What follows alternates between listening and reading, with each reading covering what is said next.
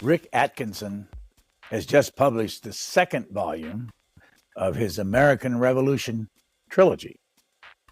The book is called The Fate of the Day and covers years 1777 through 1780 of the American Revolution. His initial 800-page volume focused on years 1775 to 1777. The first volume was titled The British Are Coming. The first book in the trilogy was published in 2019. Mr. Atkinson won the George Washington Prize for this beginning look at the Revolution. His second book in the trilogy covers the middle years. Stationed in Paris, Benjamin Franklin was wooing the French. In Pennsylvania, George Washington was pleading with Congress to deliver the money, men, and material he needed to continue the fight. This volume is timed to coincide with the 250th anniversary of the beginning of the American Revolution. You often say when you talk about your books that the character matters more than anything. Explain that a little bit. I think character matters in life generally, and it certainly matters in war, and that's what I write about. I've spent a lifetime writing about 5 American wars. I think that character is something that leads directly to leadership. Leadership is not successful without having a solid basis in character. And by character, in terms of military leadership, it's truth-telling. It's the capacity to tell truth to power, people above you. It's a belief in a cause larger than yourself, which I think is one of the fundamentals of real character.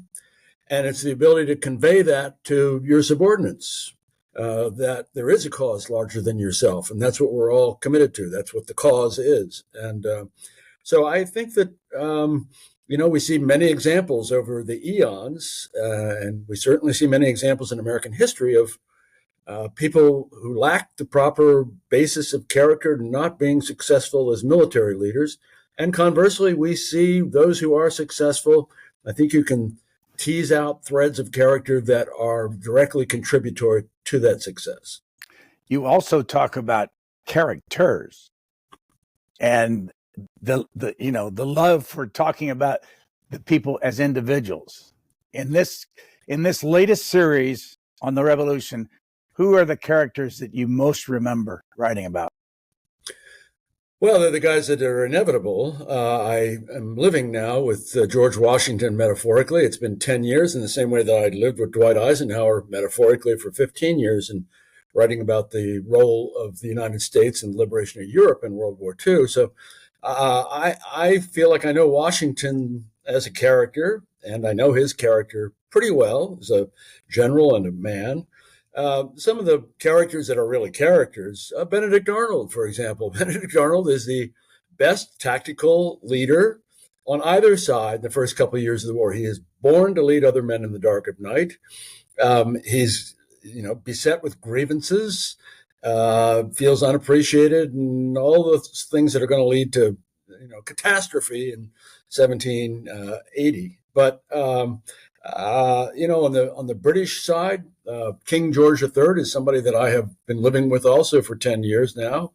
He's a character, and he's a character that is caricatured by Americans particularly. I think we've got him wrong for the most part for the past 250 years, and the Brits don't have him much better, actually. He's a much more nuanced figure. He's not the tyrant that Jefferson writes about in the Declaration of Independence. He's not the royal brute that Thomas Paine writes about in Common Sense. He's a constitutional monarch. He's a child of the Enlightenment. He's a real patron of the arts and sciences. And his 65,000 books in his personal library, the basis of the British Library, one of the greatest libraries in the world. And there are many other aspects of his character. Now, there's a downside to him, and he's incredibly stubborn, and he is so determined that the American colonies are not going to slip away that he is contemplating abdication. He prepares an abdication speech if the government will not maintain the hard line that he thinks is essential to prevent the Americans from gaining their independence. So happily for me, as a writer, I have a very large cast of characters. Well, let me put together two things from my life. One, reading your book, and two, walking all the time around Washington, D.C. as just a part of daily habits. And I want to take you to Lafayette Square. Because in Lafayette Square, right in the middle, of course, is not a revolutionary in your war you're writing about, Andrew Jackson. But there are four characters there that I want to ask you about. And you've written about all of them. Start with Lafayette. Yeah. Lafayette is in that park. He's also inside the door of the Blair House with a big portrait. He's also in the diplomatic reception room in the State Department. He's also right up in front in the House of Representatives. And I can go on. And as you say, I think somewhere 36 different communities. No, you said, I think 100 different communities either name him in one way or the other or celebrate him. Anyway, how did he get into this at the age he was? Yeah. My kids went to Lafayette School in Washington, D.C. Yeah, he's nothing if not ubiquitous. He's a 19-year-old gangly redhead who has become inspired by what he perceives to be the charms of the American Revolution. He drinks the Kool-Aid. He believes that the rights of men, as espoused in revolutionary rhetoric, is appropriate, and so he wheedles out of our representatives in Paris a major general's commission in the new Continental Army, even though his military experience is limited to being a captain on the far eastern frontier of France. He's not got much military experience. The king forbids him. He's one of the richest boys in France. He's been orphaned young. His father was killed by the British in the 7 Years' War, which is one of the reasons why he's got grievances. So he's looking for revenge, among other things. And so he's got an immense fortune. He marries more money, but he buys a ship. He has a gaggle of boon companions who are also willing to go with him. And he defies Louis XVI, the King of France, and sails across the Atlantic. He's learning English on the ship during the long voyage. And fortunately, he's a quick study. He's got an ear for languages. And he lands in South Carolina, makes his way very arduously overland to Philadelphia, and says, okay, Lafayette is here. And he shows up in the Little Neshaminy Creek north of Philadelphia, where Washington is encamped, about to begin the 1777 campaign, and announces himself, okay, I'm here. I've got my Major General's uniform. And, they hit it off, oddly enough. This 19-year-old whose fractured French is pretty incomprehensible to Washington, who speaks no French. And yet, Washington, first of all, sees something in him that's transactional. He sees this guy is a conduit to the French court. And having a conduit to the French court is absolutely vital if you want Louis XVI and his government to come in full bore on behalf of the American rebels. To this point, it's been clandestine support with gunpowder and arms smuggled in, but we need more. And we're not going to win if we don't get more. And so Lafayette is one way to try to persuade France to do that. It's deeper than that, though. There really is a personal chemistry between them right away. People say Lafayette is a surrogate son. That may be overstating it a bit, but Washington has no children of his own, and he never will. And there's a bond between them that is not unlike father and son, and it's going to last for the rest of Washington's life. It's certainly going to last through the Revolution. Lafayette proves himself, first of all, by being humble, not saying, I am here as a major general, I am ready to command. He'd like to, but he says, I'm here to learn, not to teach. Washington likes that. He appreciates humility. And he's pretty soon, Lafayette's going to show that he's got his chops on the battlefield. He's wounded at the Battle of Brandywine shortly after this first meeting.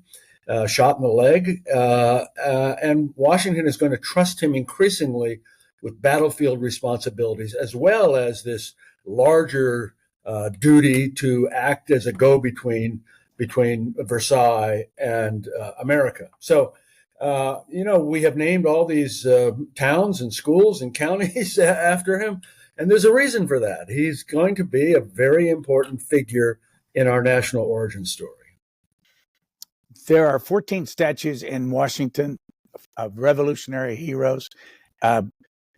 In Lafayette Park, another one is a guy named von Steuben.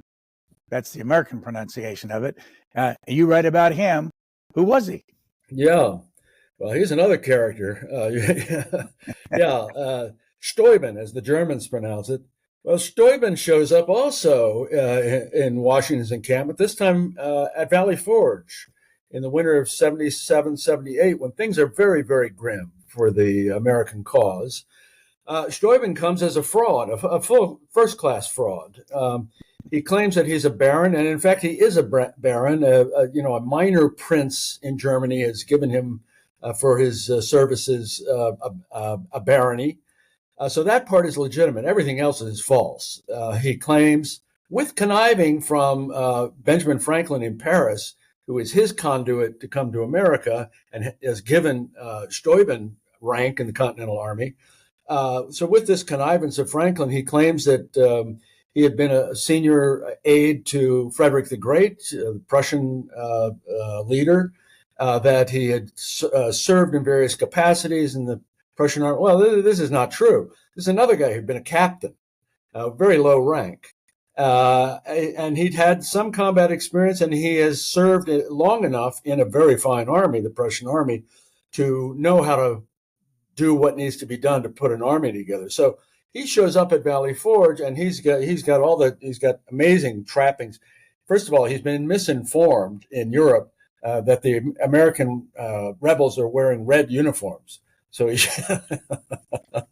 he shows up in this apparently quite garish costume that is absolutely the wrong color. It's not buff and blue. So he immediately has to find a dyer to dye this thing and make it closer to blue than to red.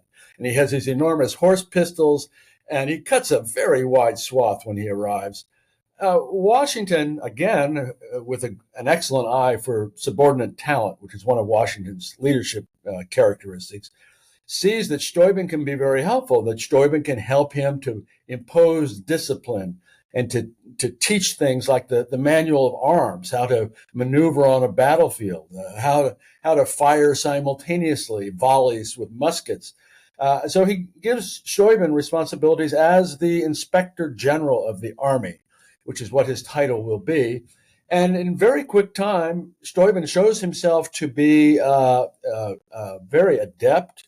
He starts with a small unit. He teaches them quickly what he wants to teach them. He then uses them as teachers to go out back to their regiments and to teach those regiments. And by the time the encampment at Valley Forge ends, Steuben, with Washington's full approval, has formed the army into something that is closer to a legitimate force in terms of their discipline, their ability to maneuver, their understanding of battlefield commands and so on, than had ever been the case before. So he's, there are statues of him, and we honor him in many ways. But he's a great character. He speaks no English. He never does learn to speak English. And so he will swear at the soldiers, American soldiers, first in German and then in French. And then he will yell to his aide, who does speak English, he'll tell him in German, come over here and swear at these people in German, in English. The only English word he learns early on is goddamn. So, so there are a lot of goddams flying around Valley Forge. So he's a character, but he's a significant contributor to the cause. You write in the book that he was gay? He one of the reasons he fled Europe and he slips out somewhat surreptitiously from Europe is he has been accused of taking improprieties with boys. It's not clear whether that's a genuine accusation, whether it's true, but there is evidence of it. And he was in danger of being arrested. When he was with the army in Valley Forge, he liked to have a coterie of young soldiers around him. He called them the sans culotte boys, the boys without pants. This is because they didn't have any pants. The uniforms were so ragged. He would hold little dinner parties in his rude quarters at Valley Forge. And on at least one occasion, the only people who could come to these were the people who have no pants. There's no evidence that I've found that he was gay or that he was overtly gay. I don't think it would have mattered to Washington as long as he was surreptitious about it. And I think that if he had been flagrant about it, that it would have come out. There was enough, certainly anti-homosexual attitude within the culture at that time that it would have been, the consequences could have been very severe for Steuben. The 7 acres of Lafayette Square right across from the White House. Anybody that's been in town, no doubt, has been down there. Another statue on one of the other corners is a man named Kościuszko, if that's the way you pronounce it. Who was he, and why did he deserve a statue in Lafayette Square? Yeah, his name is very difficult for us. I think it's close to Kościuszko. We'd have to ask our Polish friends. Well, he's another emigre. He shows up, and his background is that he's Polish. He's run afoul, basically, of the King of Poland, and he's had to leave because he's got ideas that don't jive with a monarchy in Poland. He's been trained as an engineer, and that training has included training in the arts and his training in drawing and so on. Now, Washington is beset with these soldiers of fortune coming from Europe. Most of them, he's tearing his hair out and telling Congress, stop. These guys are showing up. They're demanding high rank. They're demanding responsibility. They're demanding the opportunity for glory. Most of them are worthless. I don't need them.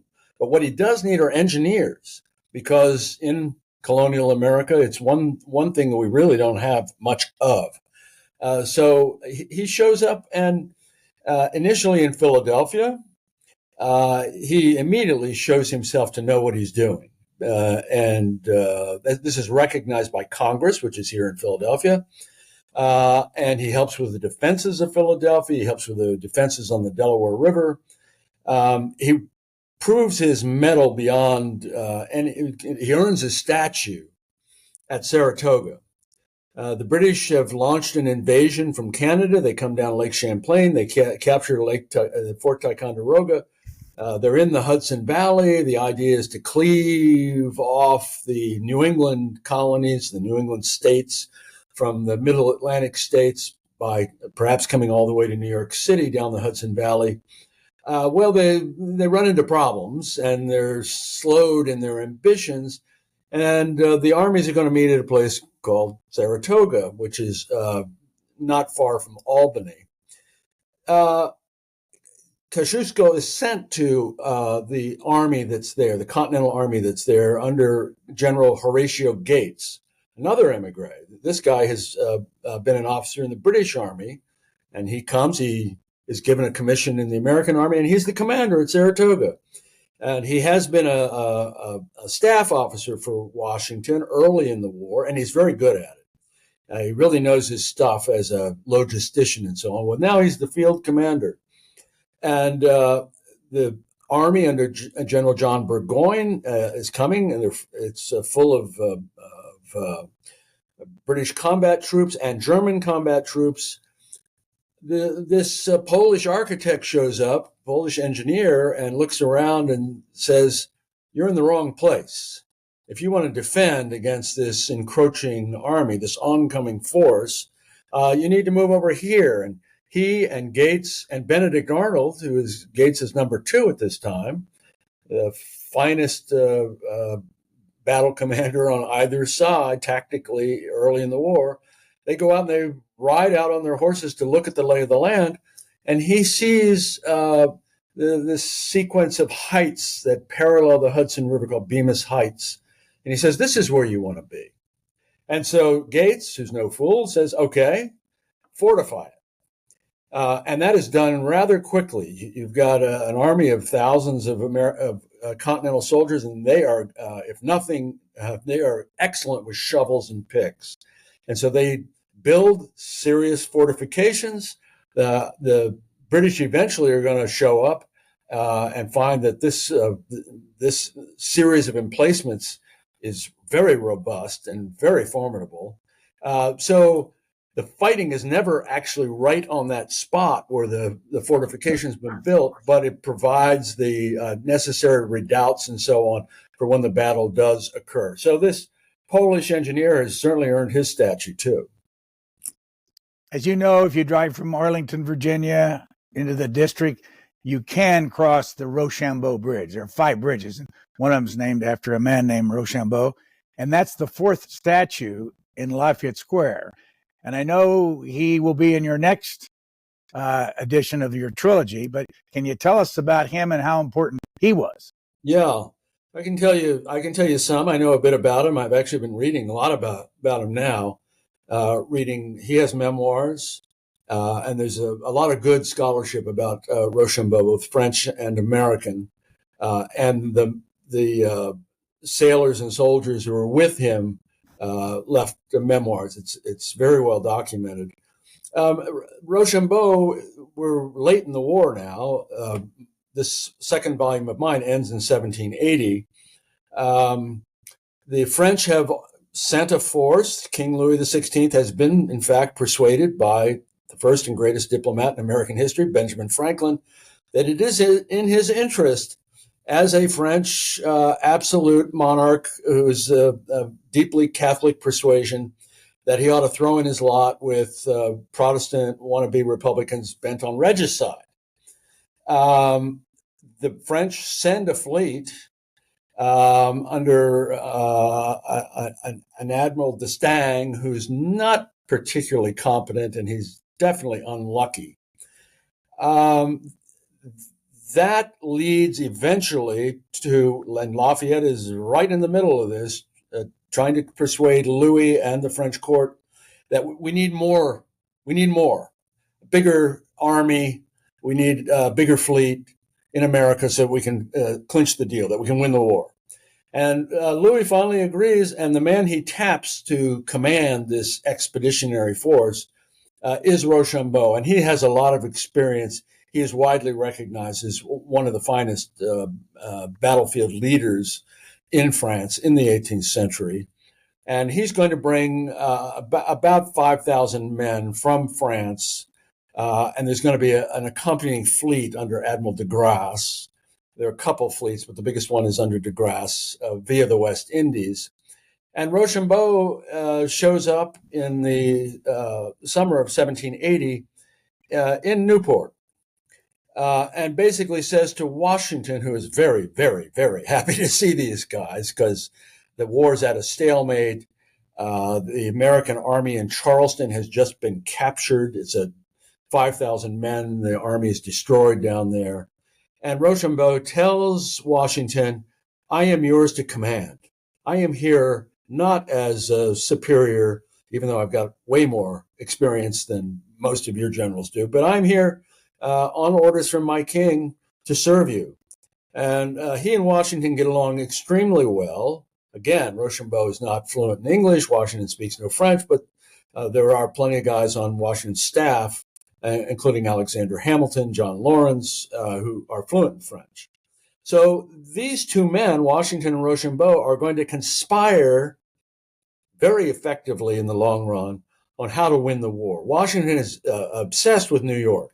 He's been evicted from New York back in 1776, one of the worst defeats of the Revolution for the home team. He is itching for revenge. He sees New York as the linchpin to oust the British from North America. But Rochambeau is not so sure. The British defenses around New York are very robust. There's a large British army in New York. What they're eventually going to settle on, and it's because of that fleet under de Grasse that is in the West Indies, they're going to march south. They're going to take both the French and the American armies south, famously, very quickly, serendipitously, without the British commander in New York, recognizing quite what they're doing. And they're going to head south, and they're going to go to a place called Yorktown in Virginia, Tidewater, Virginia, because that's where de Grasse has brought the British fleet. He has managed to prevent the Royal Navy from stopping him, and he has essentially put the British Army under Cornwallis, that's at Yorktown, under siege. And what's needed to complete that siege and to complete the victory and complete the destruction of Cornwallis's army is for Rochambeau and Washington to show up and seal off the landward side, which is exactly what happens in the fall of 1781. And that is, for all intents and purposes, the end of the war. So he's earned his bridge. He's earned his statues. He's somebody that Americans, all of these figures that you're naming, Brian, should be better known to Americans today.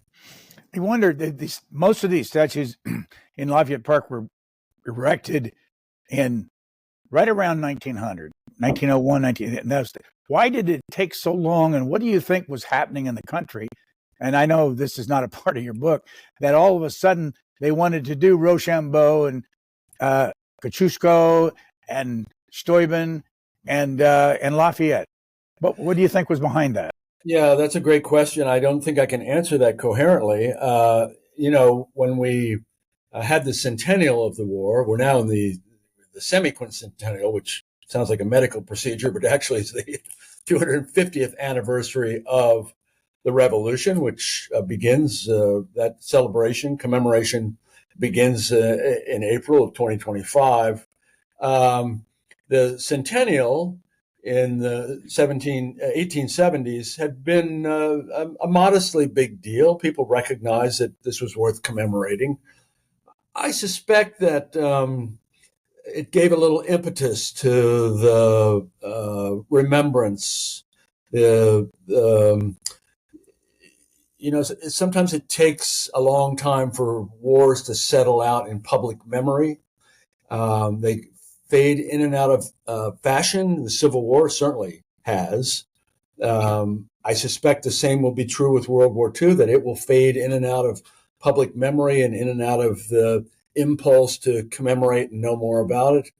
And it may be that, one of those waves of assertion where people say, gosh, we ought to somehow make more permanent our debt to these people in different ways. I mean, Washington's home, Mount Vernon, was falling into decrepitude when the Mount Vernon Ladies Association rescued it. That place was falling apart, and they invested in it, and ever since have kept it up as one of the great portals into our past. And it's, anybody who's been there, I was there this week, it's fantastic. If you'd been there 100 years ago, you'd say, what is this barn? So I think it might have something to do with that kind of public memory aspect of it. If you go over to Freedom Plaza, which is right there at 14th Street, it's turned into kind of not a skateboard park so much, but people do a lot of demonstrations over there. There are two statues in that area. One of them, I'll bet no one pays any attention to. It's a guy named Pulaski. Yeah. Where did he come from? Yeah, where did he come from? Yeah, another Pole adventurer, really. He too had left under somewhat curious circumstances. He was accused of treason in Poland because he too had high-flying ideals about, having a country that wasn't under a monarch. So he shows up. He doesn't have the engineering chops that his countryman fellow has, but he is a flamboyant guy with combat experience.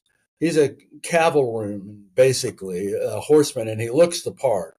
You see pictures of him. He's, just got this flamboyant uniform on.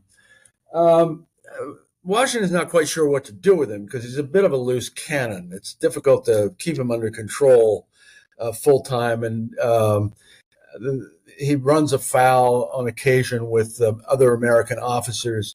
He's given the opportunity to have an independent command, both mounted and infantry troops. And he doesn't do particularly well. He's surprised at night in a British raid in New Jersey. And a good part, he's lucky he was not killed or captured, as many of his men were.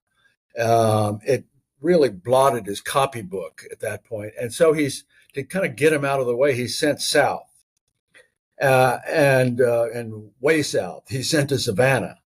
And he arrives in Savannah and becomes part of a Franco-American force that's in Savannah trying to oust the British from Savannah. They have captured the city. It's not really a city. It's a little town with a lot of hovels in it on the Savannah River, near the mouth of the Savannah River. But it's an important port, and it gives the British a foothold in Georgia. So the decision is made under Admiral D'Estaing, whom I mentioned earlier, who is unlucky, and he's never unluckier than he was at Savannah. And he combines his force with a force under General Benjamin Lincoln, who had been at Saratoga and had been badly wounded at Saratoga. So Lincoln and D'Estaing are going to attack. First, they set up a siege. D'Estaing doesn't have enough time for a full-fledged, drawn-out siege. He's worried about hurricane weather in the fall of 1779. So Pulaski is part of this force. And when the decision is made, we just can't wait for the sappers to finish digging entrenchments and we get closer and closer to as part of the siege, we're just going to attack. We're going to try what's called a coup de main, which is an all-out surprise attack. Well, the British are not surprised at all, and it's a disastrous defeat. And in this attack, Pulaski, as usual, he's nothing if not courageous. And he leads one of the spearheads against British fortifications. He takes a ball about 2 inches in diameter in the groin. He's severely and ultimately mortally wounded. He's evacuated from the battlefield. The losses are tremendous among both the French and the Americans, and then this Pulaski force. And he dies on aboard ship, and he's eventually comes back to Savannah. He's buried in Savannah. There's been a lot of uncertainty about whether he was buried at sea, whether the grave in the middle of Savannah that says Pulaski actually has Pulaski in it. And I think that's been resolved through good anthropology and archaeology recently, that it is Pulaski. So, he too has earned his statue and a place in our memory. You said something that has nothing to do with the revolution. I want you to define it, though, for people who are not journalists. When you said he blotted his copybook, what does that mean? It sounds like I've been hanging around with quill pens too much. Well, people used to write in copybooks somehow. You and I, Brian, are old enough to remember when we had the equivalent of copybooks. We would use fountain pens, and fountain pens could be very messy and pretty tricky. And God knows I had ink all over myself on occasion. And when you would write with a quill pen, for example, you've got a goose quill and you're dipping it into ink, and the ink is wet, and you've got to blot it. Really, there's a method, and you can sand it to help blot up the extra ink and so on. So the phrase "blotting your copybook" means that you've kind of made a mess of your copybook. I just have had people over time, when I say something like that, they look at me like, what the heck is blotting your copybook? Okay, Freedom Plaza, right across the street, right near the old Trump Hotel, is Benjamin Franklin. Yeah. The statue. I guess I'm going to ask you two questions. One, he's all over your work, but what would he think about Donald Trump if he were aware that he was president of the United States? Oh gosh, Brian, he would really admire Donald Trump. I'm being extremely facetious. No, he would not, because I mean Franklin's a very complex character, and I do spend a lot of time with him, and I admire him very much for all kinds of reasons. But one of the things that unites the founders that we still revere and should revere is their commitment to a cause larger than themselves. And no one's ever accused Donald Trump of being committed to a cause larger than himself. It's all about him. So I think Franklin, Washington, Adams, Jefferson, it's a long list of people who would frankly be appalled. They'd be appalled by the lack of character. They'd be appalled by the behavior that he's exhibited over years. They'd be appalled by a lot of things. And I think Franklin would lead that parade. I mean, Franklin, first of all, he's the most famous American in the world by far in the 1770s. And the reason is that he is a first-class scientist. His discoveries about electricity and his understanding, his fashioning of a vocabulary that we still use today with words like battery and positive and negative and so on, electrified, pardon the pun, electrified the world. He had an honorary doctorate from Oxford. He is Dr. Franklin. He had been a real Anglophile. He lived in Britain for a long time as an agent for the American colonies, tending to their needs. This is before the Revolution, of course. And there's no greater enthusiast for George III at one point than Benjamin Franklin.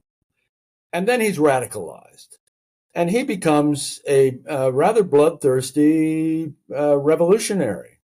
This doesn't happen overnight, but it happens pretty precipitously. And he leaves London in 1775, determined that he is going to play his part in the revolution. He gets back home to Philadelphia just after the first shots have been fired at Lexington and Concord. And he's immediately drawn into the leadership of the country, the Second Continental Congress.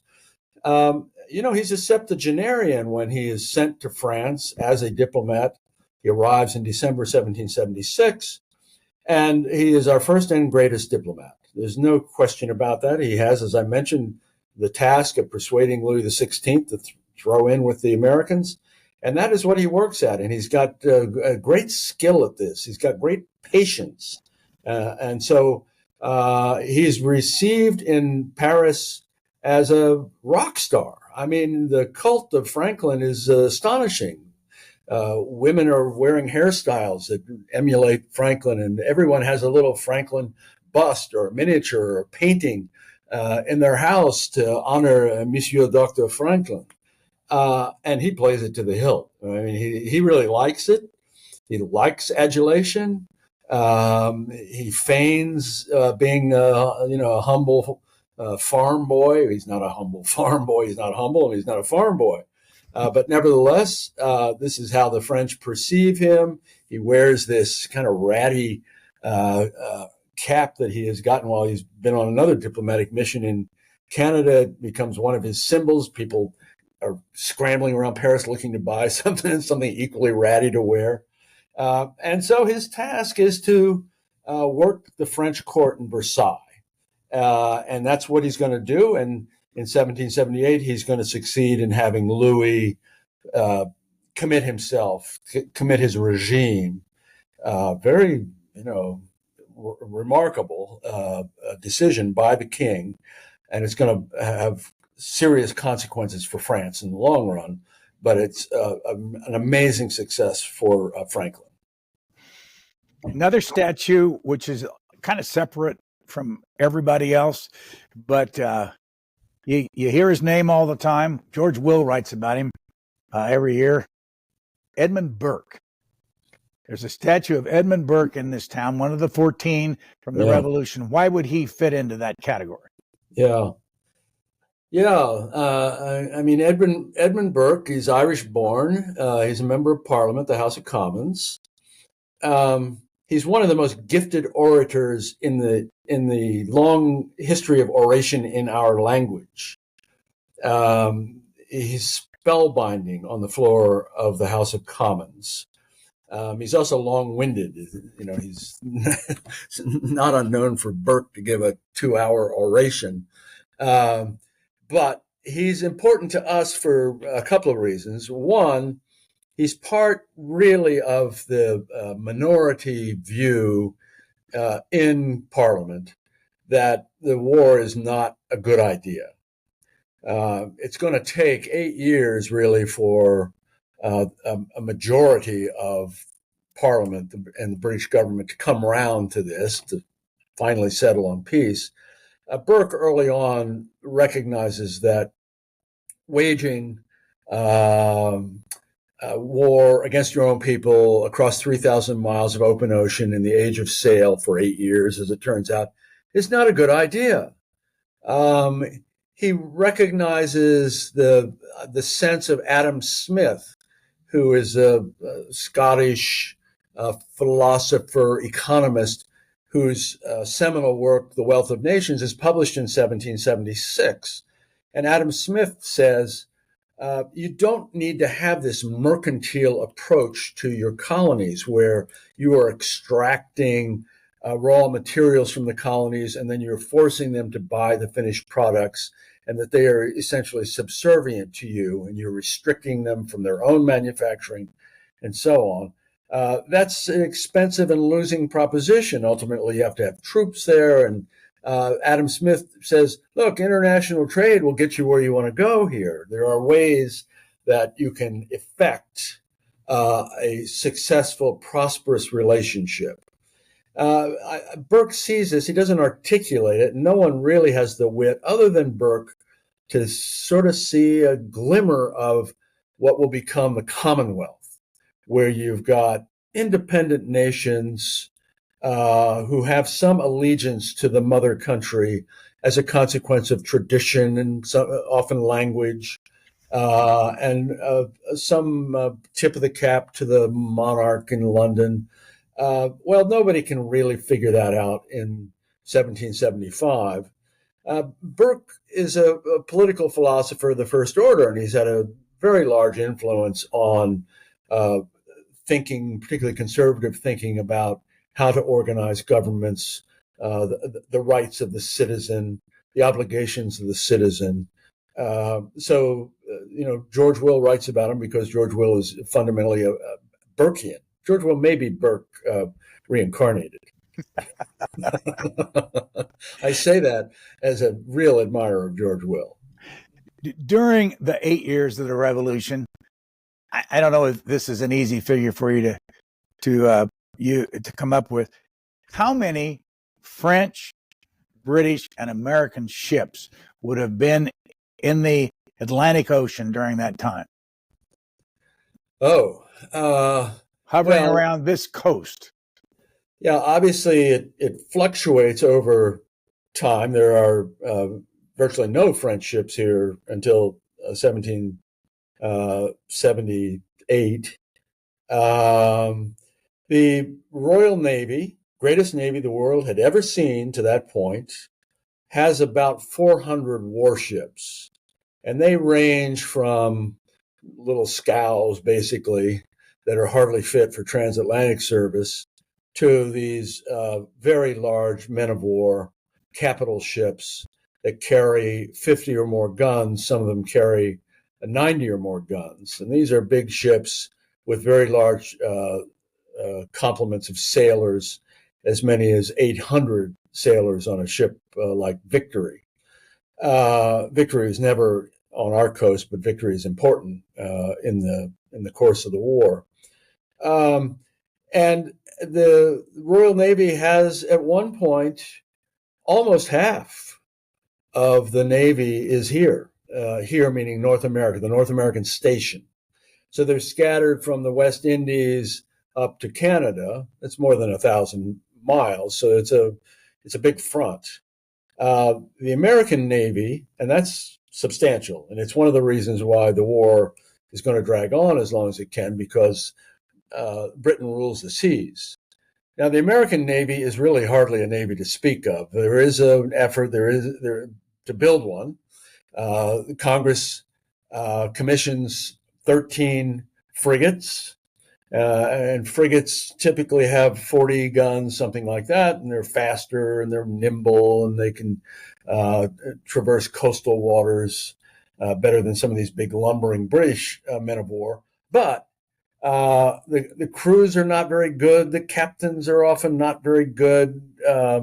And all 13 of those frigates are going to end up being destroyed during the war. Some of them scuttled rather than letting the British capture them.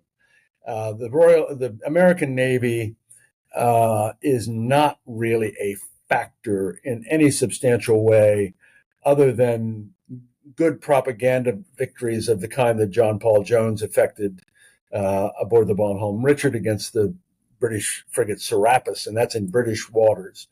But this is a thalassocracy. This is a seagoing power, the United States in the making. And we have a lot of mariners here. And the ace in the hole that the Americans have are privateers. Each of the, not each, but most of the states have their own navies. New Hampshire has a navy, Massachusetts has a navy, Pennsylvania has a navy. And again, they're not really factors because they don't have very many ships. The crews are not very good. Captains aren't particularly good. But the Congress begins to give letters of marque to captains who want to go out and be legitimate pirates, meaning you can attack other ships and you have the right, as dictated by the Continental Congress, to do this. And the states began giving letters of marque. So there were ultimately several thousand of these, and they're not necessarily small ships. They can be brigantines. They're not as big as frigates, but some of them are substantial, and they're making life miserable for the British. They're attacking supply ships because the British have to bring almost all of their supplies, from gunpowder and muskets to opium to the 20,000 tons of hay and oats that their 4,000 horses eat every year, from Ireland and England. And these privateers are attacking this supply line. They're attacking, in some cases, British warships, and they're attacking in British waters and in the waters around Britain, off the coast of Spain and so on. There are going to be more than 2,000 British vessels lost, mostly to these privateers. So that's the wrinkle that the naval warfare brings to this war, and it's a bedevilment for the British cause. Among the 14 statues was one that was put up in 1912, John Paul Jones. Hard to find. It's over near the World War II Memorial. You wouldn't even know it was there unless you were looking for it. Why did he deserve a statue? Yeah, I know that statue. It's not far. You can hit the Potomac River with a stone from it, and it's good as close to water because that's the way he would want it. Another emigre. He's Scottish born. His father had been a landscape gardener in southern Scotland. He goes to sea, leaves Scotland. He wants to get out of Britain. He has many adventures. He kills a man in a fight on a ship that he's commanding at one point. His name is John Paul. And then after the law is looking for him, his name is John Paul Jones. He changes his name to basically obscure his identity. And he ends up in America, and he's got a fair amount of experience at sea, and he's got some experience as a captain of a ship. He ends up in Philadelphia. He says, in this thick Scottish brogue, I am here. I'm ready to command whatever ship you're going to give me. And, well, it's going to take a little while, but they eventually recognize that he is one fighting sea dog. You want him on your side in a fight.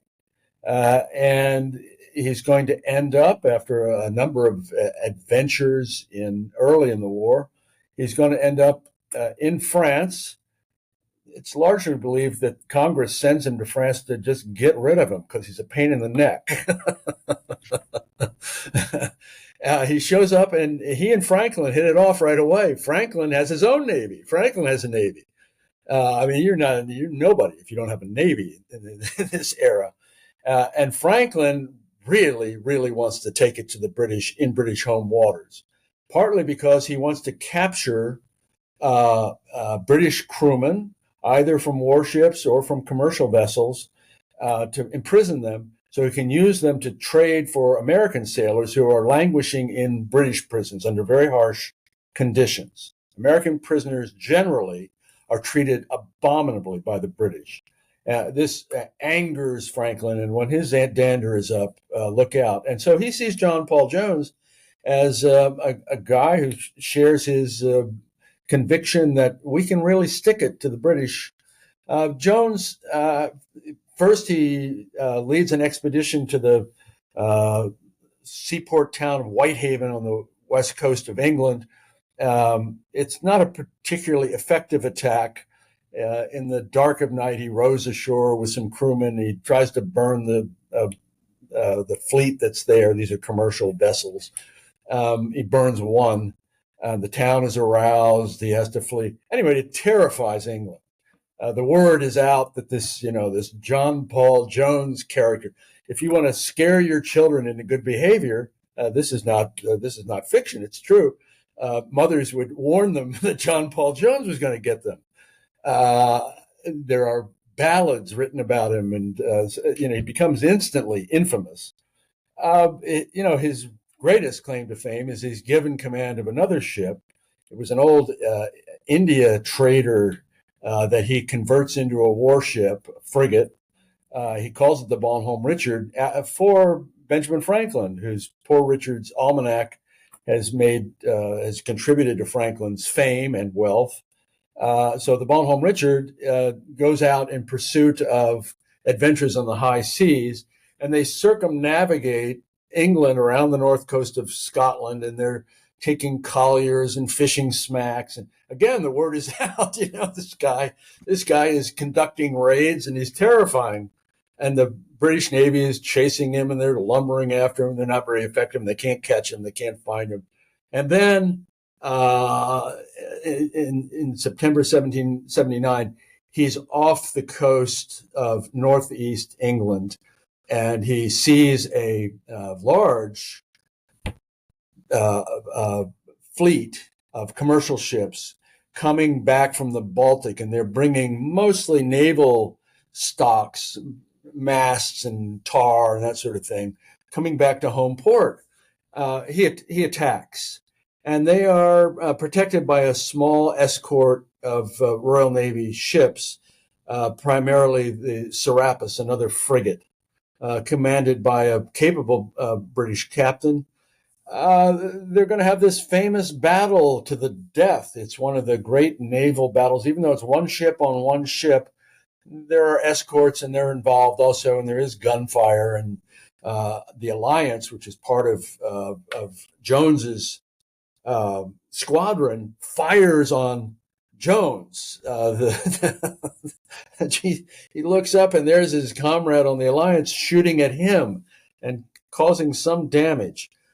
The Bonhomme Richard is so badly damaged, it's sinking. It's on fire in several places. The casualties are horrendous. It really looks dark after several hours of the most intense combat.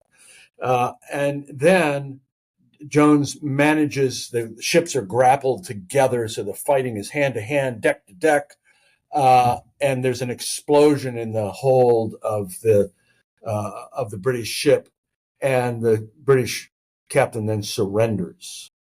And he surrenders just in time because the Bonhomme Richard is sinking. Jones moves himself to the Serapis, takes command of the Serapis as his new ship, moves the surviving American crew and the Bonhomme Richard sinks. He gets away. He goes to port near Amsterdam. Again, British Royal Navy looking for him. They don't catch him. So he's earned his statue too. In the broad scheme of things, it's not very important, but it is a morale boost. Again, the propaganda value is incalculable. And Jones is a huge hero first in Amsterdam and then in Paris. He plays it to the hilt too. He's a very debonair guy. He's got lots of girlfriends. But that's really the end of his war. He never appears in any significant way after that. Well, across town in Franklin Square, right near the Washington Post's new headquarters, on 14th Street is a statue of he's from Ireland, another Navy guy, John Barry, who some people say was the father of the U.S. Navy. And they also say John Paul Jones was. So what's your take on John Barry? Yeah, I think John Barry, I frankly don't know that much about John Barry because his contribution is mostly later.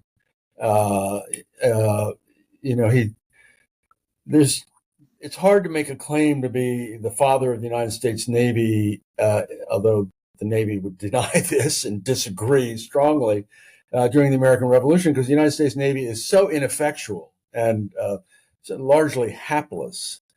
So I would give it to Jones simply on panache. I think, in terms of battlefield brio during the Revolution, that Jones has earned his stripes there.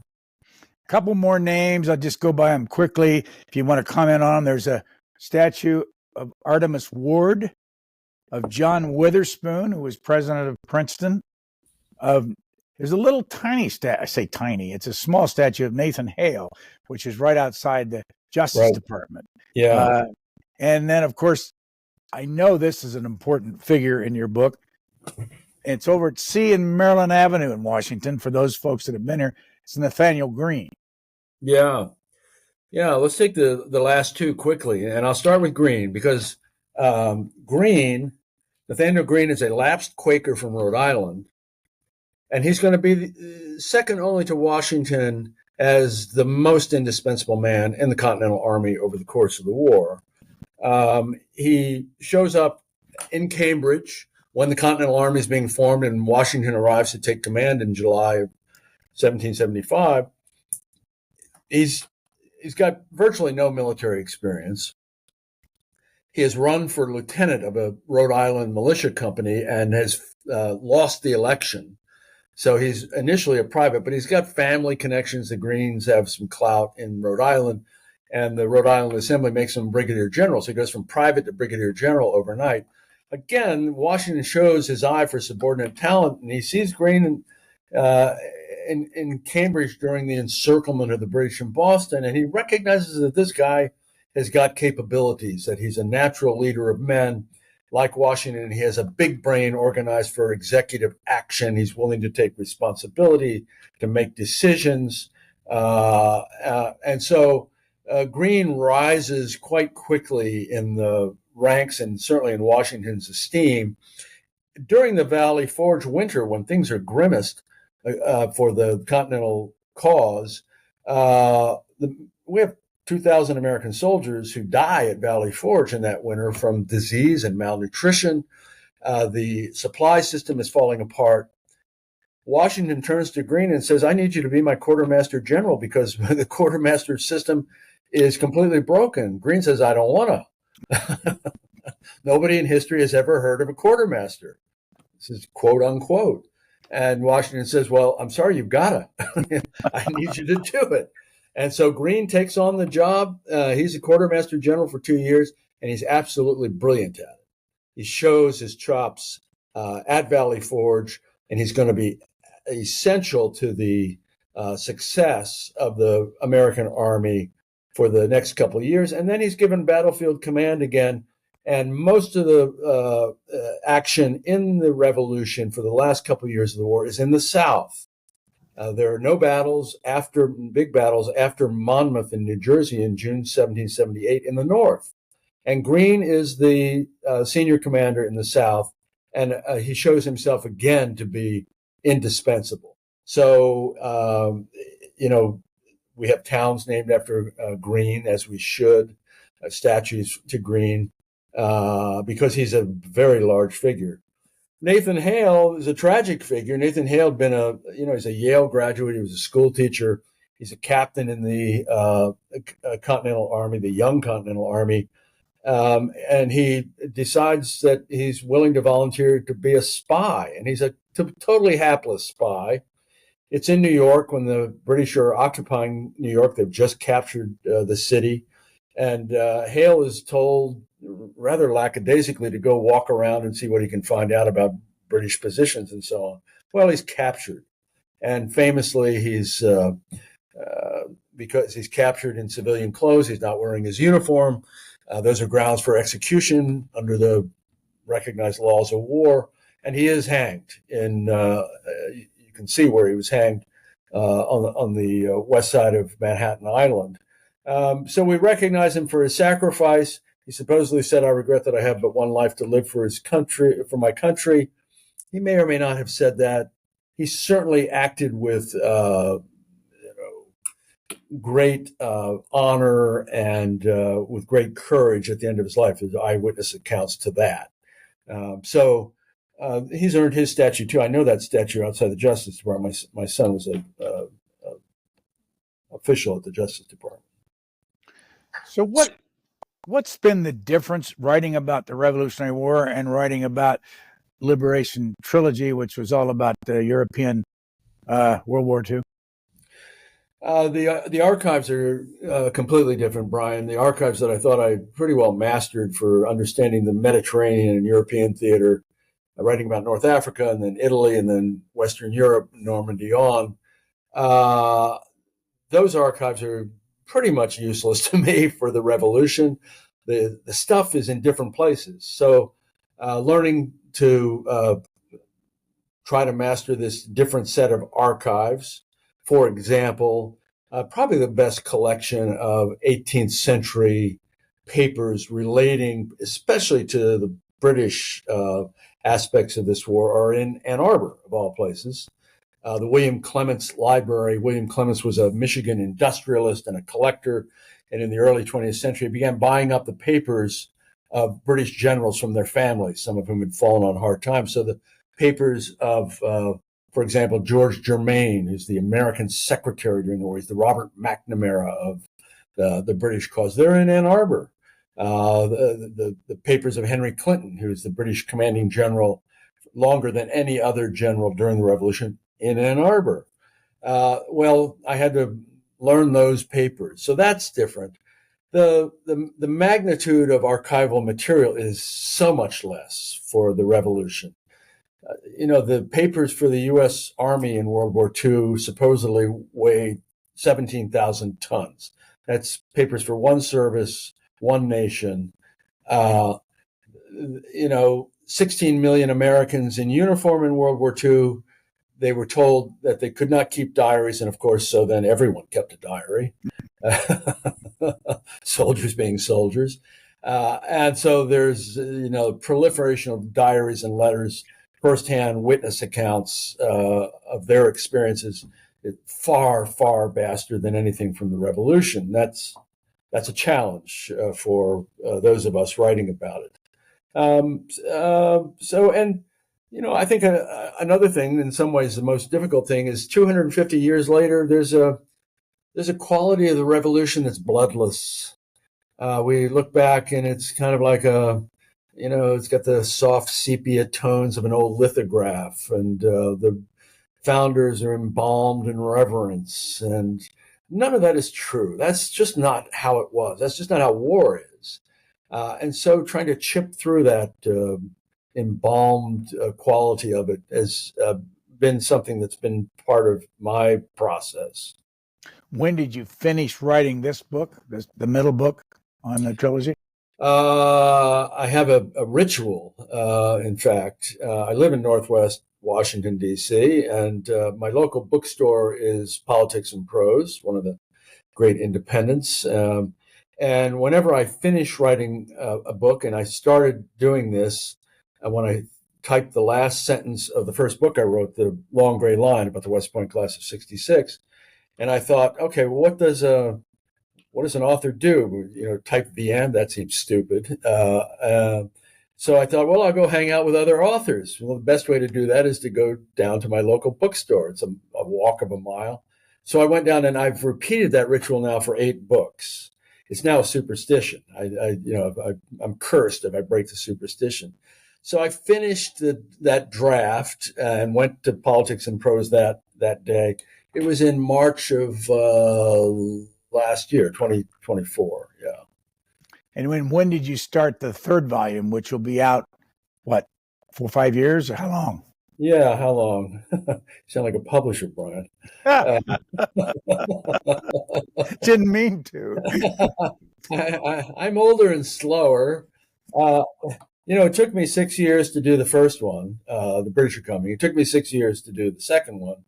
I don't have any real illusions that it's going to be less than 6 years. That would be, if I can get it done, that'd be 2031. It'd be the end of the semi-quincentennial sequence, because that's the anniversary of the Battle of Yorktown. The fall of 2031 will be the 250th anniversary. If I can hit that mark, I'll be happy. Have you ever, during this whole process, and was this the 9th book or the 8th book? This is the 8th. Okay.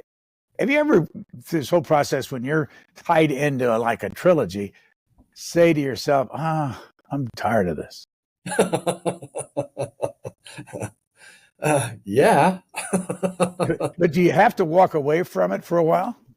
I don't walk away. There are occasions when you like to walk away from it. I'm pretty driven to do it.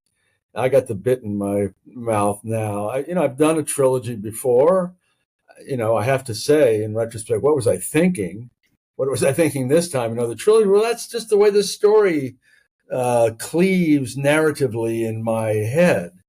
I am, I'm, as you can probably hear, I'm deeply enthusiastic about it. I'm deeply enthusiastic about in the case of the revolution, we're the beneficiaries of an enlightened political heritage handed down to us from that revolutionary generation. It includes personal liberties and strictures on how to divide power and to keep it from concentrating in the hands of authoritarians who think primarily themselves. We cannot let that priceless gift slip away. We cannot allow it to be taken away. We cannot be oblivious to this priceless gift or those hundreds of thousands who've given their lives to affirm and sustain it over the past 250 years. I feel a little bit like I've got a mission here. I don't want to be preachy about it. I'm a narrative writer and not a polemicist, but I do think that there's something for the revolutionary generation to tell us about who we are, what we became, and who we should be in the future, how we get there. So that keeps me going. Do you have a story or two about something that's happened because of these books that either surprised you or impressed you, that the value you put into it is actually being used? And I'm talking anything from a student group to, it's changed somebody's lives. Yeah, I don't know if I've changed anybody's life. That's a heavy burden, probably cause people to lose some sleep. The books are not short. I'm always deeply touched when students write to me or come up to me when I'm, at a bookstore or somewhere, whether they're college students or high school students or even middle school students. There are young adult versions of these books that get out there. And, if you're lucky, they've caught the flame. They respond to the story. They see something in this storytelling that speaks to them. They see something in our national history that speaks to them. And that's so rewarding to me personally. I get, email, even old-fashioned letters. And again, people coming up to me. I'm on the hustings now, shilling the thing. And so I was in Baltimore last night. I'm in Philadelphia at the Museum of the American Revolution tonight. I was at Mount Vernon 2 nights ago. And people come up and they tell me that their father or their grandfather was in North Africa in World War II, and they knew nothing about North Africa, and that I have given them the backstory of what they did, or grandpa was in Italy, or dad was in Normandy, or dad was in southern France in World War II. Never talked about it, never left letters or diaries or anything like that, and that I have helped to provide the background and some understanding of what they went through, and in some cases, why they were so damaged, why they couldn't talk about it. So that's also quite rewarding to me. This book, called The Fate of the Day, is the middle book in a trilogy on the Revolution, and it came out at the very end of April. And our guest has been Rick Atkinson. Thank you very much, sir. Brian, thank you so much for having me. Thanks for tuning into this week's Booknotes Plus podcast. If you have a moment, please consider rating and reviewing us wherever you listen to podcasts. Your feedback will help others discover the program. And don't forget to share this episode with friends and family. For the latest on new episodes, schedule updates, and more, follow us on X @C-SPAN Radio.